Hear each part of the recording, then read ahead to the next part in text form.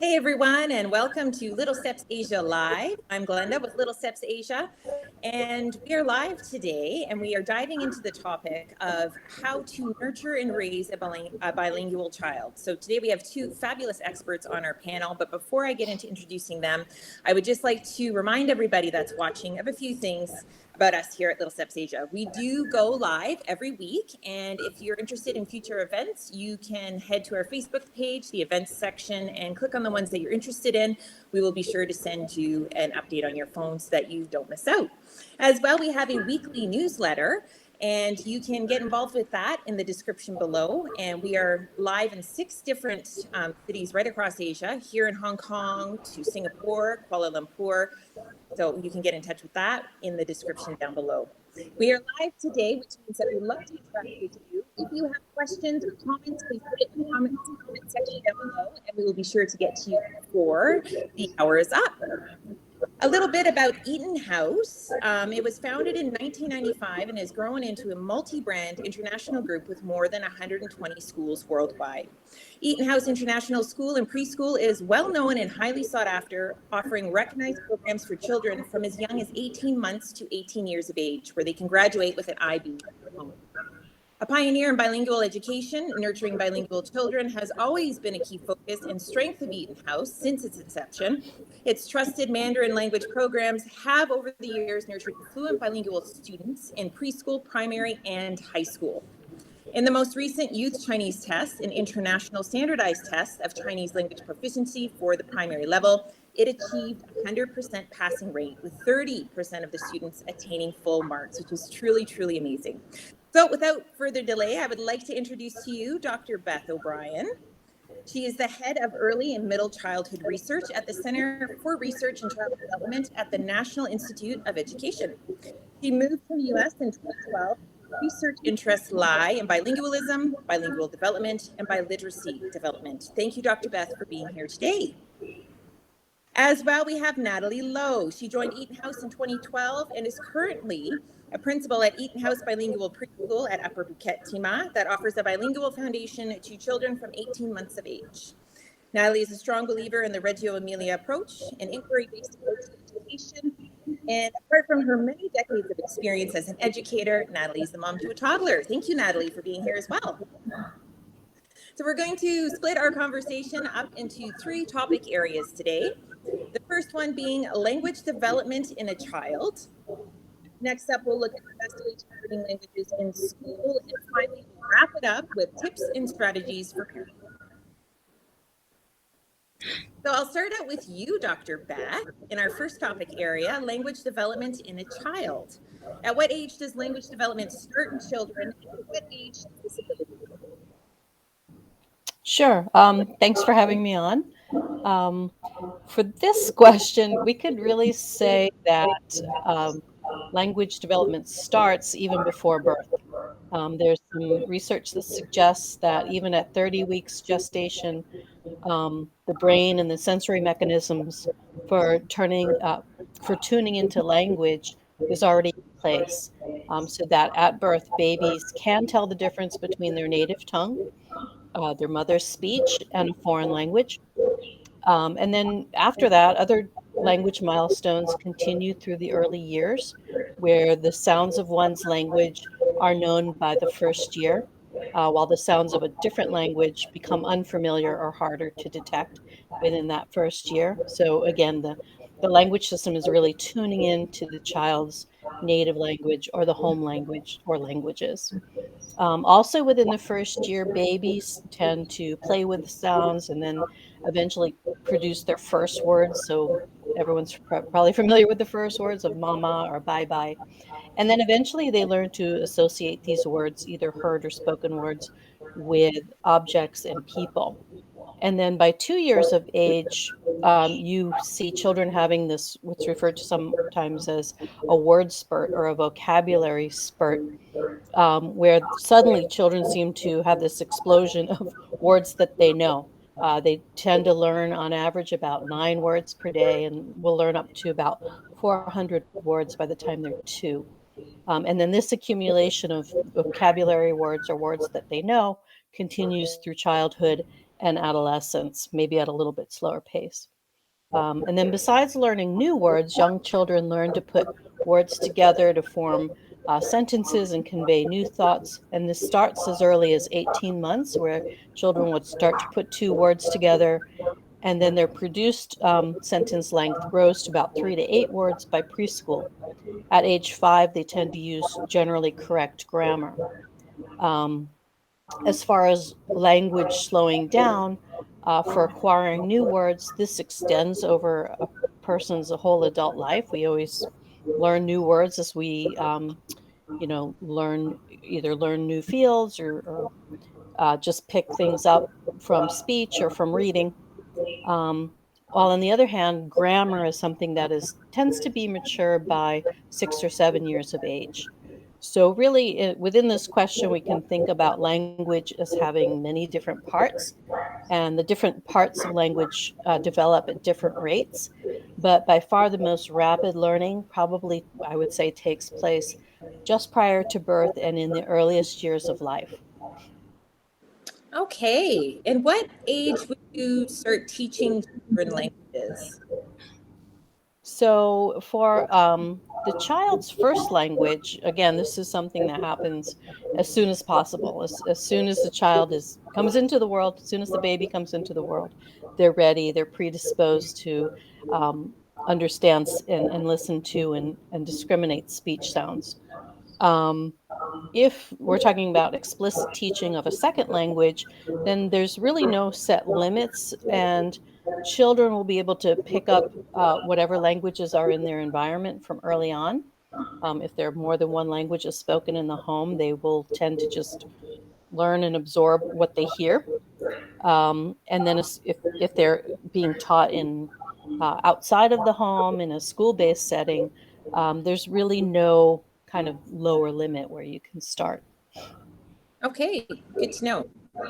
What are the common myths about acquiring multiple languages at a young age? Because there's definitely some out there. Right. So I think two common ones are two main concerns is that when children are learning languages, they might become confused, or they might not know which language either someone's speaking to them in, or how to distinguish between the two languages. And another concern is that they might have delays in their speech development. So these two myths are based on observations that, on the first hand, children will sometimes mix their known languages within a single sentence or a single utterance.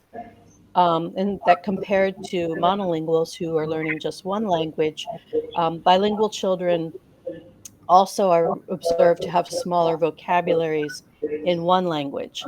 Um, However, what the research shows is that in terms of language mixing studies, children's mixing of two languages within sentences, they do this in a way that actually preserves the correct grammar of each language when they do mix languages. So they won't just haphazardly switch between one language and another, but they might say one clause or one phrase in one language and then switch to the other language.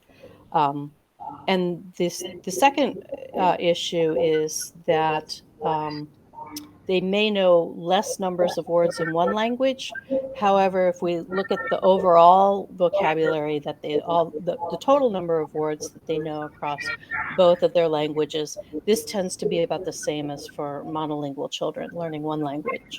So the research indicates that both bilingual and monolingual children do progress through the same developmental paths, even if they do so at slightly different rates for the different types of language skills we talked about.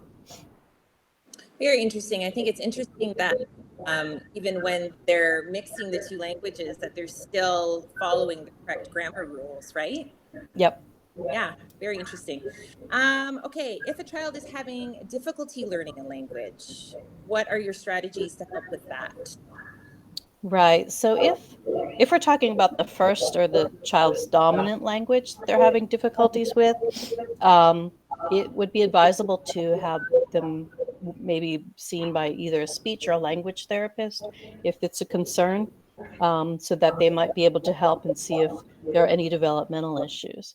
However, if we're talking about a second language that the child is having difficulties with acquiring, there can be some strategies like first ensuring that the child has adequate exposure to input, and that input is high quality input. So that could be speech from a parent, which would be key, and especially to have the child spend some time with a native speaker.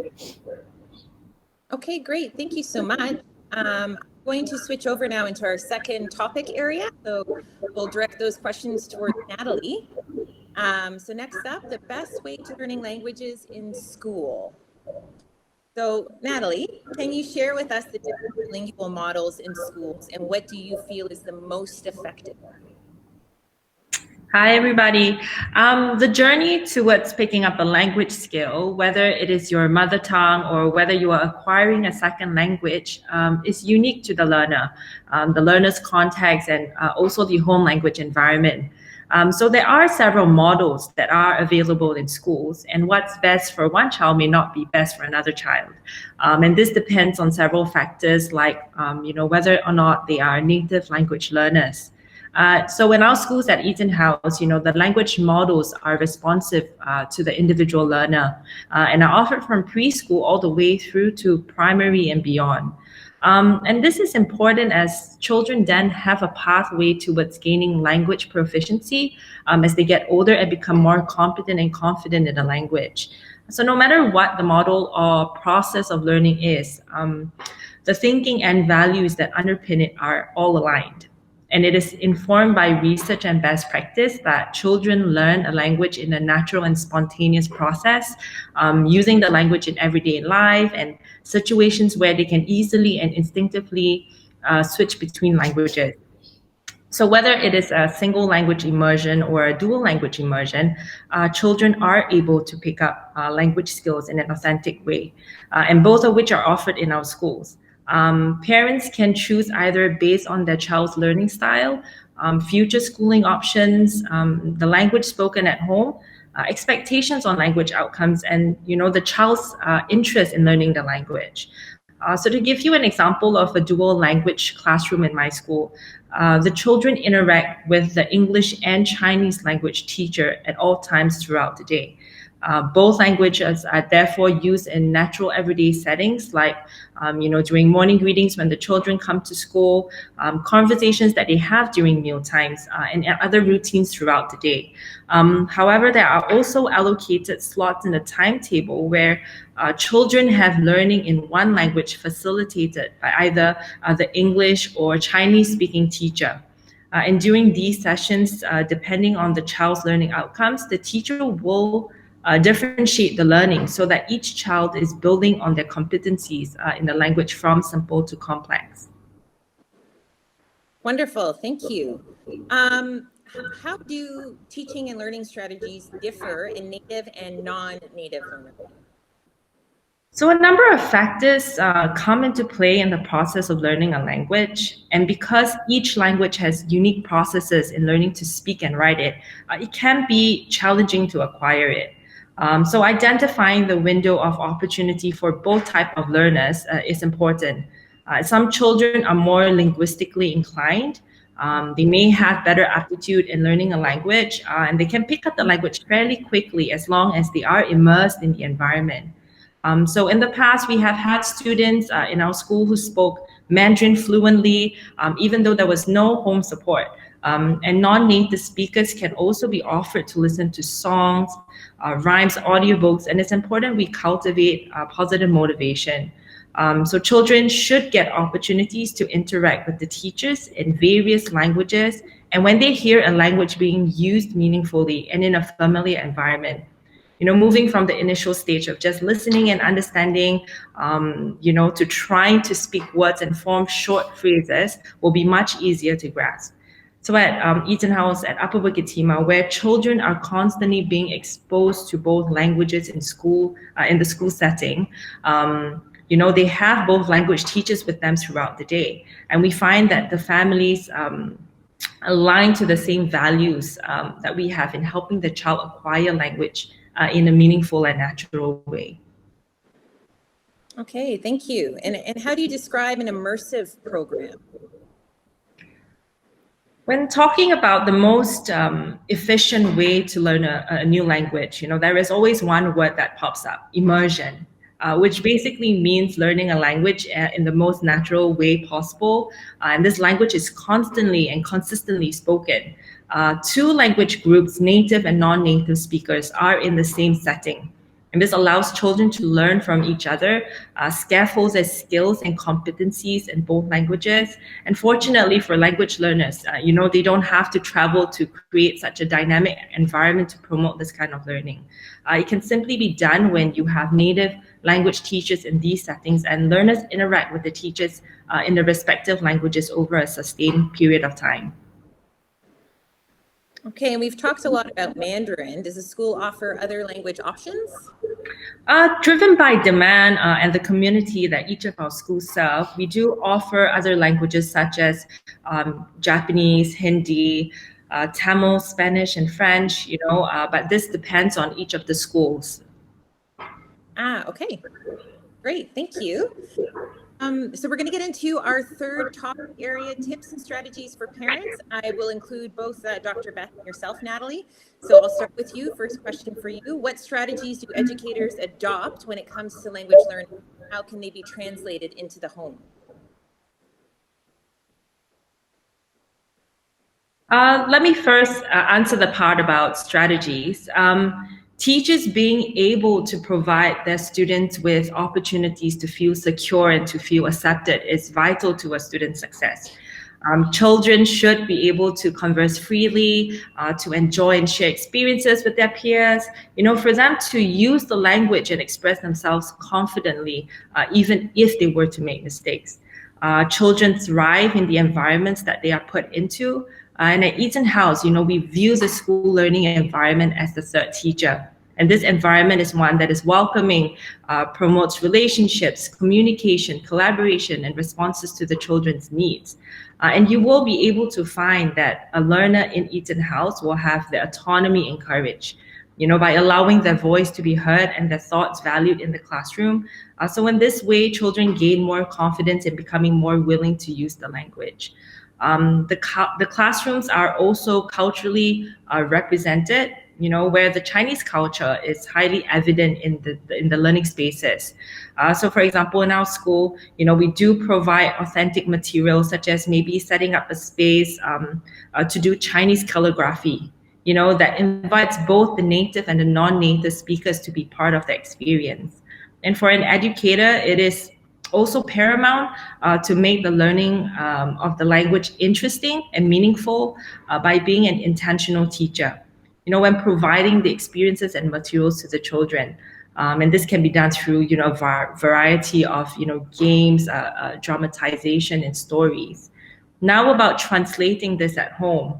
The home environment plays an equally important role in building up encouragement, respect, interest in learning a language. And some ways parents can be supportive of their child's effort to learn a language can be done by, offering praise when children attempt to use the language in even small ways, expressing awe at the new words that they learn. Parents do not have to be linguists to aid their children in language development, by simply offering a caring and encouraging environment, showing enthusiasm, or just simply having a good book to snuggle up with, they are already helping a great deal. Right, great. No, that's good to know that you don't actually have to know the language, right? You can support them just by being enthusiastic and encouraging. Very good. And Dr. Beth, can you share more strategies for parents with nurturing their bilingual children? Yeah, sure. I think I agree with everything that Natalie said.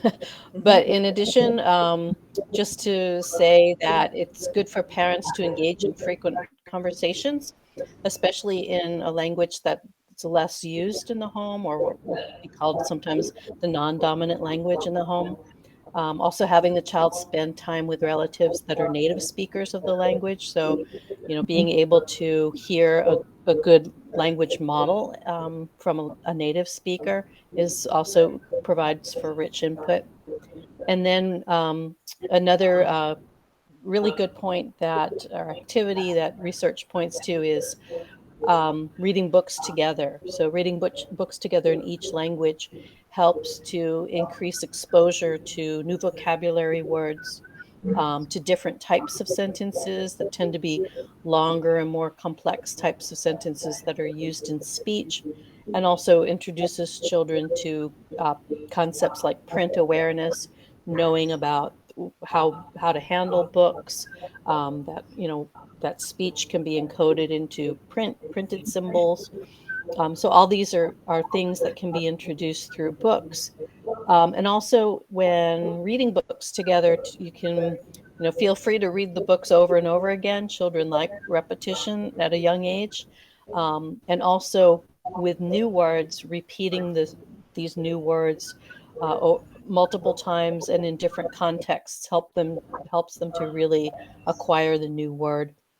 And also providing definitions in the children's own terms that correspond to experiences that they're familiar with. So you can say things like, you sprint when you run very fast for a long time, or a container is a place to put things. So just using simple language to define what the new word means for them. Another thing that might be helpful is exposure to media, such as things like cartoons that interest them. But of course, this comes with, warnings that too much screen time is not good for children. But of course, I think these days it's somewhat unavoidable that they're going to be introduced to screens at some point.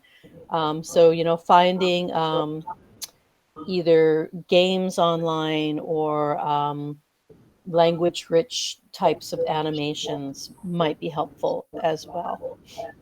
Okay, and just following that, are there any online games that you would recommend? And I'll start with you, Natalie. On top of what Dr. Beth said, there's plenty of online games that you can find. But we have also found that children are able to broaden their linguistic skills in a fun and healthy environment at home. And some of the other things that you can do is through songs or through games. One of the ways that we do it would be role playing. That's one of the other ways to introduce a language and words, by allowing children to unleash their imagination in different role-playing scenarios when they take on different characters. The community also that surrounds us plays an integral part in language development. So, it's important to know the community around you and take advantage of the activities that they offer. For example, now national libraries offer online storytelling in various languages that is accessible to the public. And every family has their own hobbies and interests, and there are plenty of materials that are made accessible to the families. But what is key, I find, for families is to be involved together. Think about interest-based activities that you can do together with your child.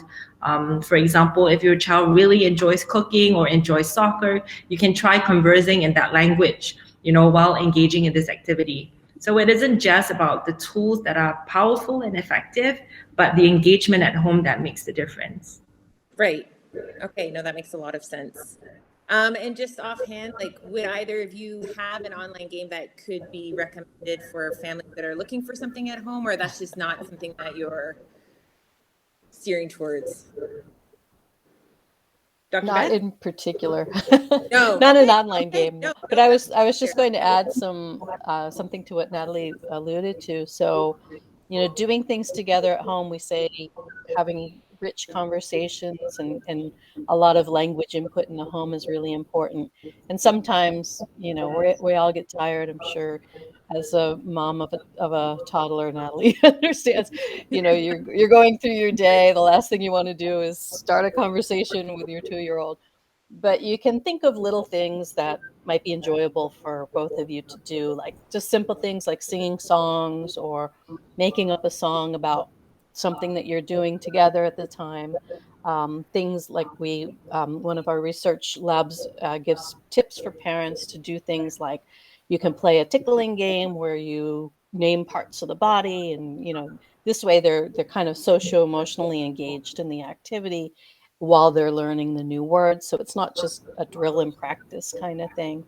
And you can also have little conversations by starting with prompts like, I wonder where the birds are flying to that you see in the sky. Or you can do things like count together. when you see different objects, just do a counting game with them, or making rhymes or saying rhyming words. So any kind of little games that you can do that are, fun for them, but also give them the opportunity to hear a lot of language or learn new words or do things like learning counting sequences. These are all really helpful. Wonderful. Thank you. And I will just check in with our viewers that are watching right now. If anyone has a question for Dr. Beth O'Brien or for Natalie, you can send them right now. Just add them in the comments section down below and we'll get to them before this is done. And I'll put this one out to both of you and we'll start with Natalie. What are the positive effects of bilingualism?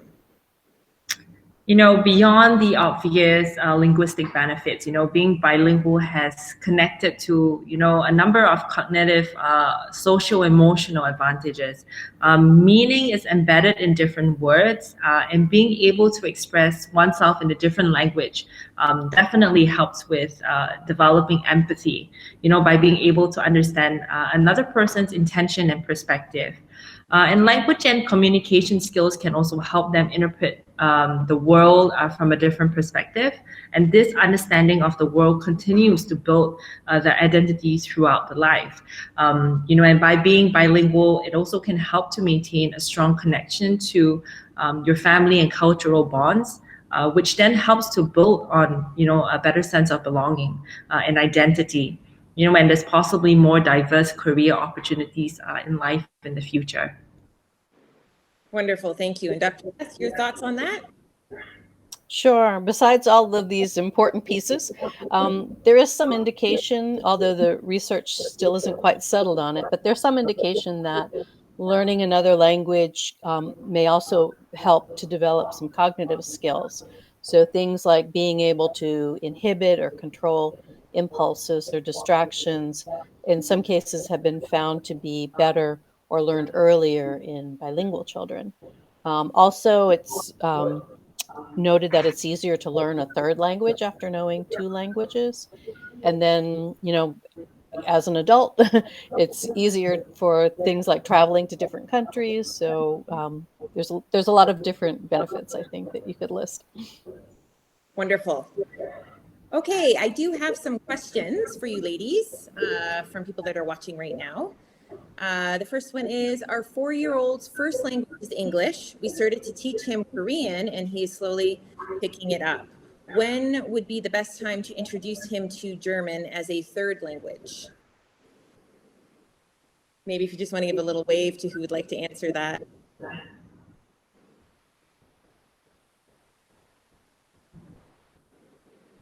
Oh, can you hear me? So he's four years old? He's 4 years old. His first language is English. And they've started to teach him Korean and he is slowly picking it up. And they would like to introduce German as a third language. Sure.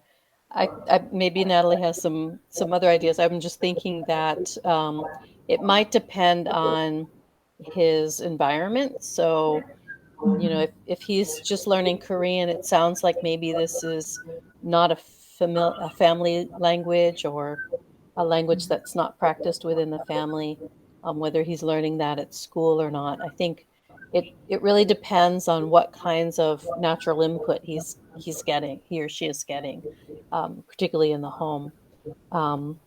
I don't know if Natalie has other thoughts. Yeah, I agree with Dr. Beth. I think, when we have children at school and, their native language is English, it could be a mother tongue that you're learning. So we want to understand a little bit better about, are they teaching an additional language of Korean at home, or is it something that the parents already speak? So I think we might have to get a better understanding of that. Okay, and we have a question from Shan. I believe that we've touched on this already, but maybe just a little review for everyone. Is watching TV or listening to music in a new language helpful to children to pick up the language? I think certainly listening to music is helpful, particularly like some languages such as Chinese, which have a difference in tone. There's some of the brain research suggests that there's different areas of the brain that process language per se versus tones. So songs could, tap into that type of receptive language, and um, singing songs for children is also something that's helpful for picking up the language. TV, I think we talked a little bit about whether that's, in small doses, perhaps, for something that's motivating or entertaining, and if it provides some language input that the child gets in addition to what they get from human interaction. I think it would have to be at not a very young age, though, because I think there has been some research with infants that even looked at the possibility of teaching infants a new language through video, like just an actual person like we're doing here, talking or conversing to the infant through a video versus a live person actually interacting with the infant. And really, it was the live condition where the child was learning a language and not so much through video per se.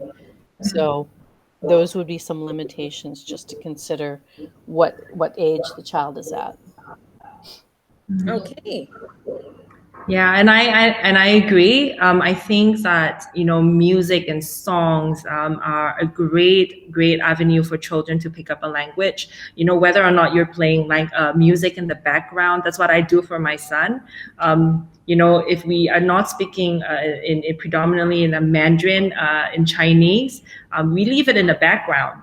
So they learn it in a very natural way. So versus watching something, let's say on TV. What is the intention in putting that out for the child? If you have a game or a communication, children can also pick up social skills and learning through that language. Okay, wonderful. Thank you. We have a question from Ivan. Why do you think so many Singaporean children have an aversion to Chinese or don't want to speak Chinese despite going to a bilingual preschool? What are some of the best practices that you have seen to cultivate learning Chinese? Dr. Beth? I think motivation to learn a language is something we're really trying to figure out through research. It's kind of hard to measure, but I mean, some kind of anecdotal information that people convey is it's the way that the language may be taught. So for more and more children who are coming from more English dominant homes, learning Mandarin becomes more of another school subject. It's something that you have to learn to pass a test. So some of the motivation comes from, I think, what is the purpose for learning the language? And I think the types of activities that Natalie described earlier, where things can be made interesting and fun for young children, young preschoolers, if they're in a center that has a mixture of languages, either print or speech input, and the ability for the child to try out the language without worrying about making mistakes, then this type of a setting might be more motivating than a more kind of academic setting where you have flashcards and you have to memorize things. Okay. And I'm a firm believer of it being in a natural setting. Instead of having flashcards and in a very didactic teaching, it should be in a natural setting where the children loves to develop the language in a natural way, and it comes to them intuitively and instinctively, switching between the languages. Wonderful, thank you. Okay, Shane also has another question, which I believe that we've touched on, but once again, you can just recap. Also, what is the best way to get a child to be fluent in a language that the parents and family do not speak? So obviously you've said, music and song and interaction, games, that's all very positive, but I guess that would be more directed towards what if you really don't speak the language, right? How can you assist? Maybe I can answer that. I think it is great. I mentioned earlier that, having a warm and supportive environment, that is very important. So even if the families do not speak the language, by encouraging them, praising them, even if they were to speak simple words. A lot of the families that we know have also taken on additional classes so that they can support the children's learning at home. Do certain fun activity games, have certain play dates to help the children interact with other native speakers or non-native speakers. That would also really help them. Great, thank you. Anything to add, Dr. Beth? No, I think that I would say something similar. Okay, great. Okay, and along the same line, Lilia, they are Polish speakers. They have sons 3 and 5, and they refuse to speak Polish. They prefer English, and they would like to know how they can encourage them to learn Polish without forcing them. Dr. Beth? Sure. Well, you can do something that's maybe not too strict, but work with a reward system. So, if well, first of all, I think they might be picking up an understanding of the language. So one question I would have is, if they're refusing to speak the language, do they understand directions? So if you give them directions, it was Polish, right? Yes. Yeah. Yeah. So if they're given directions in Polish, do they understand what you're saying? So that's one way to see, maybe they are picking up Polish, but they're just not willing to engage in using expressive language. And expressive language tends to lag behind receptive language. So children will understand, the second language before they can produce it or express themselves with it. But I have some friends who use things like small rewards. They get to do some of their video games after they use Spanish for an hour. So I don't know how strictly they want to adhere to this type of reward system, but you could use something like this, just, not so much to punish them, but to give them some enticements. Some incentives. Incentives, yeah. Natalie, anything to add? No, I think that is great. Okay. So this is an interesting question about adding a 4th language. It's from Nitin. They speak 2 languages at home, Hindi and Punjabi, and they also speak English quite often. And they're wondering about adding a 4th, Mandarin. And they're wondering if this is going to make it too difficult.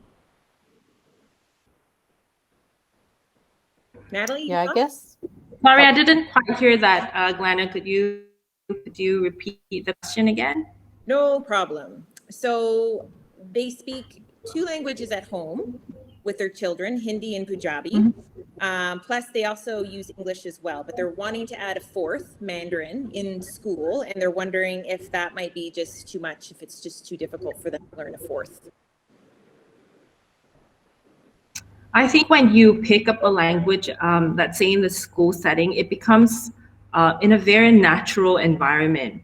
Let's say, for example, in EtonHouse, when you will have an immersive environment, it's not necessarily sitting and making children learn the language, but, having a Mandarin teacher in the classroom for the entire day, children learn it in a very natural way.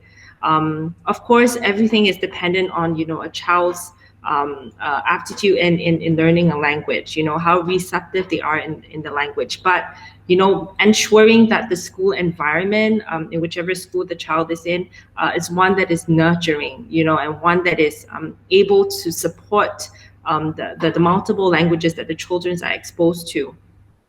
So I think that the educator's role is highly important in making sure that the language is learned and exposed in a very natural setting.